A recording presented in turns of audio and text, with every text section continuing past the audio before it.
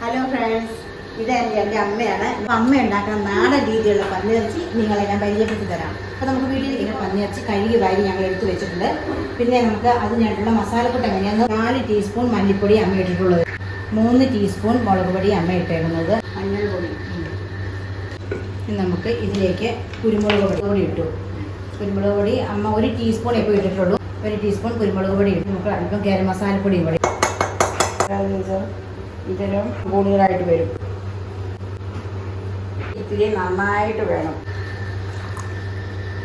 നന്നായിട്ട് തിരുമ്മണം.